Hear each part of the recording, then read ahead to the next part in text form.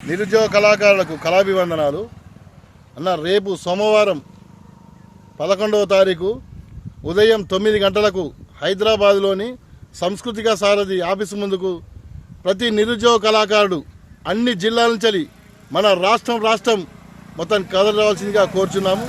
ఎందుకంటే ఇది ప్రజాప్రభుత్వము, మన కాంగ్రెస్ గవర్నమెంట్ ప్రజాప్రభుత్వం, మన కళాకారులను ప్రతి ఒక్కరు గుర్తించే ప్రభుత్వం కాబట్టి మనం అక్కడికి పోయి మనకు మేనిఫెస్టో పెట్టిన విధంగా మన సీఎం ముఖ్యమంత్రి రేవంత్ రెడ్డి సారు మనకు అభయం ఇచ్చిన విధంగా, సార్ మీరు మాకు అభయం ఇచ్చారు, మేము కళాకారులము గొట్టుమిట్టాడుతున్నాం సార్, మేము నిరుద్యోగ కళాకారులము తినడానికి తిండి లేని పరిస్థితిలో ఉన్నాం సార్ అని మనం మొరబెట్టుకుంటా ఉద్యోగాలు ప్రకటన చేసేదాకా మనం సాంస్కృతిక సారథి ఆఫీస్ ముందటనే ఉందాం.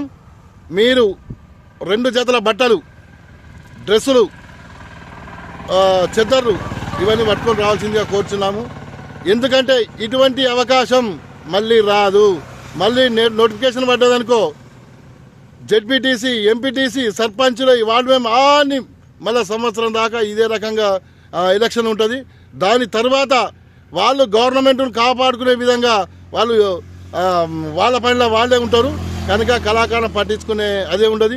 ఇప్పుడు మనం ఇట్లా ఒత్తిడి తీసుకొని వస్తేనే మన సలహా మండలి, మన ఏపూరు సోమన్న కానీ, అంతర్పు నాగరాజన్న కానీ, మన కిషోర్ అన్న కానీ, మన చక్ర రగన్న కానీ, దరు అంజన్న కానీ, ఇంకా దీనికి సంబంధించిన మన పల్లె నరసింహన్న, వీళ్ళందరూ మన కళాకారుల గోసలు వాళ్ళకి తెలుసు కాబట్టి మనం అడుగుతూనే కదా వాళ్ళు అక్కడ ఫైటింగ్ చేసేది. అక్కడ మన వెన్నెలక్కతోటి కానీ, పోతే మన సాంస్కృతిక శాఖ మంత్రివర్యులు, మన ముఖ్యమంత్రితోటి, అయ్యా మరి వాళ్ళు రోడ్ ఎక్కిరు, వాళ్ళు మనం తప్పకుండా న్యాయం చేయాలి అని మన సలహా మండలి వాళ్ళు కూడా అన్నలు కూడా మన గురించి మాట్లాడతారు. కనుక ఇది ఎవరి ప్రలోభాలకు మాత్రం కాదు. దయచేసి ఎవరి ఉద్యోగాలు వాళ్ళు సాధించుకునే దిశగా దయచేసి వీటికి ఎలాంటి కామెంట్ పెట్టకుండా దయచేసి అందరూ ఒక్కసారి మీరు ఆలోచించండి.